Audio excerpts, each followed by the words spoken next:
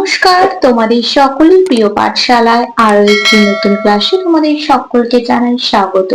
আজকে আমি তোমাদের সাথে আলোচনা করব চতুর্থ শ্রেণীর ফাইনাল 2025-এর রানাটিন কোয়েশ্চেন ব্যাংকের পরিবেশের ষষ্ঠ স্কুলটির প্রশ্ন উত্তর।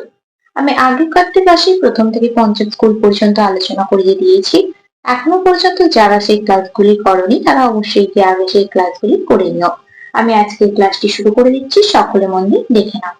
ষষ্ঠ স্কুলটির নাম হলো পুরুলিয়া জেলা স্কুল।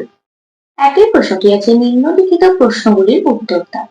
পরের প্রশ্নটি আছে খাসিয়ারা কোন রাজ্যের অধিবাসী? খাসিয়ারা মেঘালয় রাজ্যের অধিবাসী। আমি শুধুমাত্র উত্তরটি লিখে দিচ্ছি মেঘালয়। এটা আগের একটি স্কুলে আমি তোমাদের করিয়ে দিয়েছিলাম। মেঘালয় রাজ্যের অধিবাসী। কোন পশুকে মানুষ প্রথম পোষ মানিয়েছিল? এটাও করিয়ে দিয়েছি, কুকুরকে। আমি শুধুমাত্র লিখে দিচ্ছি কুকুরকে। ভারতের কোন রাজ্যে জোয়ার, গম ও বাজরার চাষ বেশি হয়? পাঞ্জাব রাজ্যে।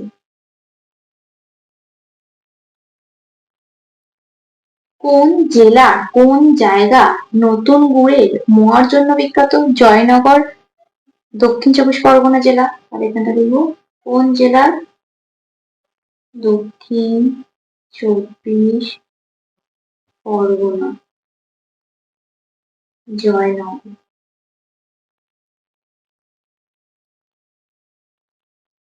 তারপর প্রশ্নটি বলেছে মফলং বনভূমিতে কি গাছ বেশি দেখা যায়? এটাও করে দিচ্ছে কুরজি গাছ।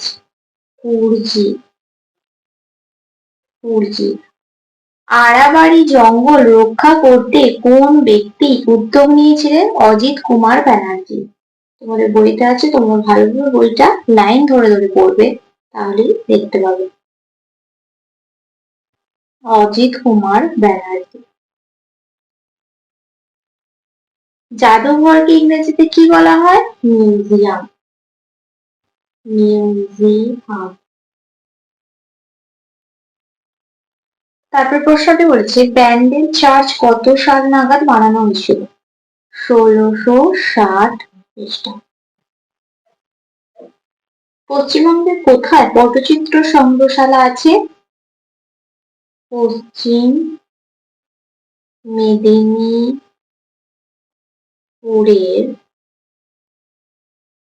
পিংলা গ্রামে। পিংলা গ্রামে। গান্ধীজির পুরো নাম কি? মোহন দাস করমচাঁদ গান্ধী। তারপরে দুই প্রশ্নটি বলেছে দেখো শূন্যস্থান পূরণ করো। কবিগুরু গান্ধীজিকে ড্যাশ বলে ডাকতেন? কবিগুরু গান্ধীজিকে মহাত্মাজি বলে ডাকতেন। মহাত্মাজি। আমাদের দেশের উত্তর ভাগ জুড়ে রয়েছে ড্যাশ পর্বতমালা? হিমালয় পর্বতমালা। হিমালয় পর্বতমালা। কোণারকের সূর্য মন্দিরে ড্যাশ জোড়া চাকা আছে? কত জোড়া? 12 জোড়া। চা পান করা আমরা ড্যাশ দেশ থেকে শিখেছি? কোন দেশ থেকে শিখেছি চা পান করা? চীন দেশ থেকে। মাংসাশী প্রাণীদের খাদ্য ড্যাশ প্রাণীরা? তৃণভোজী প্রাণীরা। তৃণভোজী প্রাণীরা। ড্যাশ বিষের ব্যবহারের ফলে চাষের ফলন বাড়লেও মাটি নষ্ট হতে লাগলো? রাসায়নিক বিষের ব্যবহারের ফলে। রাসায়নিক। ড্যাশ দিয়ে চাষ করলে কম সময়ে বেশি জমি চাষ করা যায়? কি দিয়ে? ট্রাক্টর দিয়ে। ট্রাক্টর। তারপর কিছু একটা বলেছে পরিবারের শাখা প্রশাখাকে একসঙ্গে ড্যাশ বলে? কি বলা হয়? পরিবারের শাখা প্রশাখাকে একসঙ্গে আত্মীয় বলা হয়। ড্যাশ একটি সামাজিক পতঙ্গ? মৌমাছি একটি সামাজিক পতঙ্গ। মৌমাছি। ব্রতচারী প্রতিষ্ঠাতা? গুরু সদয় দত্ত। গুরু সদয় দত্ত। তারপর তিনি একটু বলেছে থাকো বাম স্তম্ভের সঙ্গে ডান স্তম্ভ মিল করো। মনোহরা পাওয়া যায় পুরুলিয়া জেলায়। শুকনো করা ফল খেতে ভালোবাসতো জনাই হুগলি জেলা। এটা হবে। নোংরা পুকুরে জল পান করলে কি হবে? কলেরা আমাশয় হতে পারে। টুসু গান বিখ্যাত পুরুলিয়া জেলা। রোমানরা শুকনো করা ফল খেতে ভালোবাসত। প্রোটিন জাতীয় খাদ্য মাছ, মাংস, ডিম। খাসিয়াদের সমাজ মেঘালয় রাজ্যে আছে।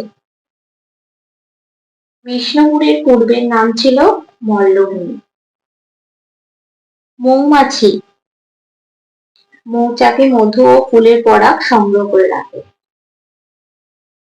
জামভাজি একজন খুব জ্ঞানী ব্যক্তি ছিলেন। বায়ু দূষণের ফলে সৌধের গায়ে কালো ছোপ পড়ে।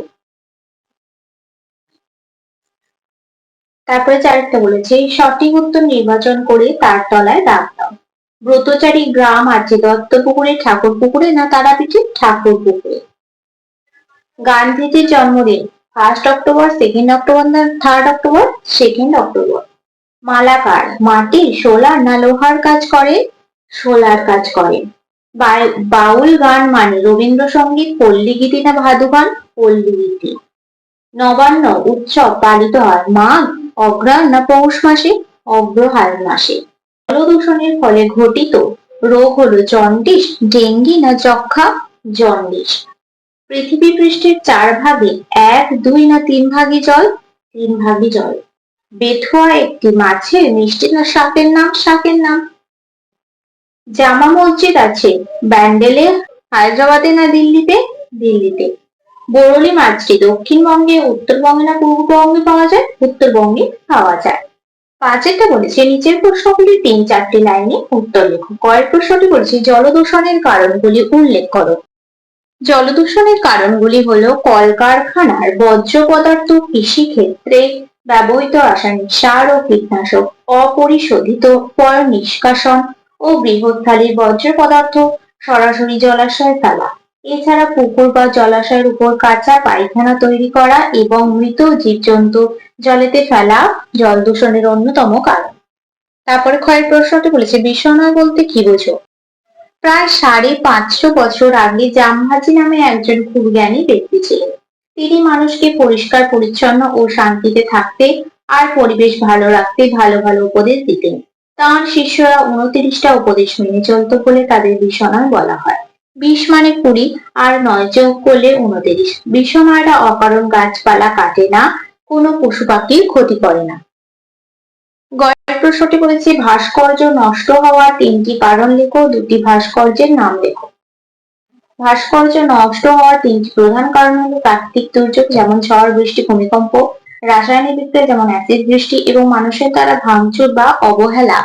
2টি উল্লেখযোগ্য ভাস্কর্যের নাম হলো স্ট্যাচু অফ লিবার্টি এবং ডেভিড।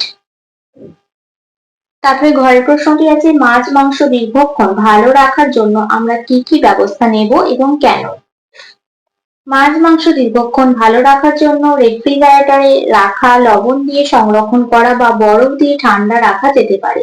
এর কারণ হলো এই পদ্ধতিগুলি ব্যাকটেরিয়া ও অণুজীবের বৃদ্ধিকে রোধ করে যা মাছ মাংস পচনের জন্য দায়ী। তারপরে ওয়ার প্রশ্নটি বলেছে ডোকরা কাকে বলে?